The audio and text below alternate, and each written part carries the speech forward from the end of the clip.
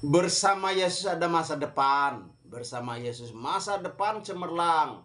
Pasti, pasti, pasti. Ragiku, renungan pagiku. Kali ini Yesus sebagai anak manusia. Janji Allah sepihak. Yesus sebagai anak manusia. Kenosis, istilah itu. Mengosongkan diri. Keilahiannya diabaikan terlebih dahulu, disimpan terlebih dahulu, lalu menjadi manusia. Firman itu menjadi manusia. Yohanes pasal 1 ayat 14. Anak manusia datang mencari dan menyelamatkan yang sesat. Lukas 19 ayat 10.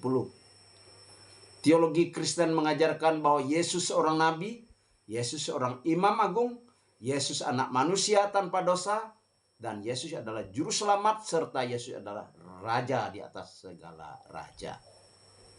Kali ini kita membahas Yesus sebagai anak manusia tanpa dosa.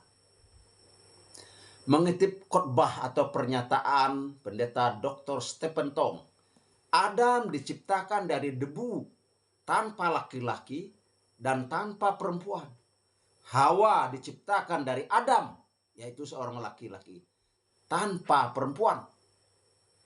Anda dan saya dilahirkan dari perempuan yang sudah bersuami. Ada laki-lakinya. Yesus lahir dari perempuan tanpa perbuatan laki-laki.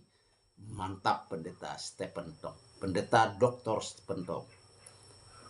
Natal adalah peristiwa bersejarah Allah menjadi manusia. Dengan kata lain, firman menjadi manusia. Dia yang sempurna, dia yang maha kuasa, dia yang maha mulia, dia yang maha hadir, rela melakukan kenosis. Kenosis yaitu membatasi kesempurnaannya, membatasi kuasanya, membatasi kemuliaannya, dan rela menjadi manusia yang terbatas. Ia lahir menjadi bayi manusia melalui Maria, bertumbuh menjadi besar, makan dan minum, haus dan lapar. Saudaraku, ia lahir dari bayi manusia melalui Maria, bertumbuh menjadi besar, makan dan minum, merasa lelah, merasa ngantuk, merasa capek, sakit kalau dipukul, saat disiksa dan digantung di kayu salib. Ia sangat menderita, bahkan penderitaannya tak terperikan. Tidak ada yang seperti penderitaan Kristus. Tetapi Yesus tidak mengalami sakit penyakit. Misalnya Yesus demam, flu, batuk, pilek, dan lain sebagainya. Ya, saya yakin itu. Dan tidak ada dicatat di dalam Alkitab kalau Yesus itu sakit perut. Saudaraku, inilah bedanya dengan kita manusia. Sakit penyakit oleh karena dosa. Semua manusia itu berdosa. Anda dan saya. Dan kita semua berdosa. Pemimpin-pemimpin agama semuanya berdosa. Para pejabat-pejabat orang yang berdosa. Anda dan saya orang yang berdosa. Mengapa? Firman Tuhan mengucapkan demikian. Karena semua orang telah berbuat dosa dan telah kehilangan kemuliaan Allah. Roma pasal 3 ayat 23. Karena dosa, upahnya itu ialah maut. Maut ialah kematian yang kekal. Terpisah dari Allah selama-lamanya.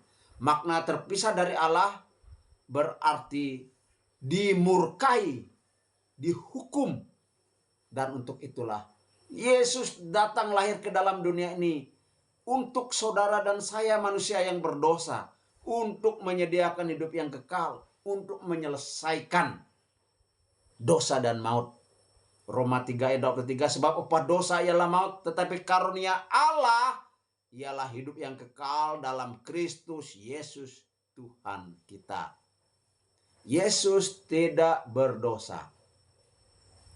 Yohanes pasal 8 ayat 46.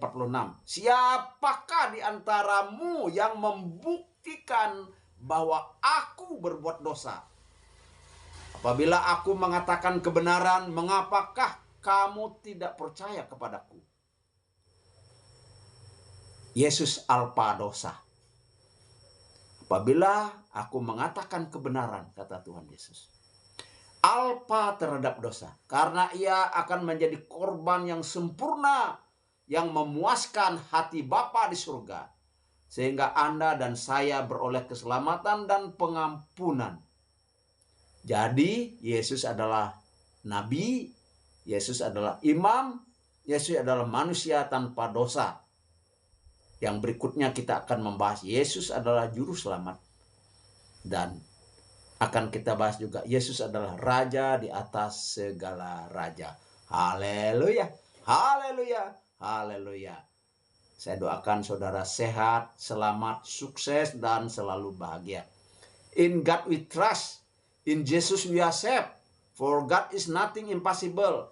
Without God we are nothing. With God we can do anything. Be wise, be smart.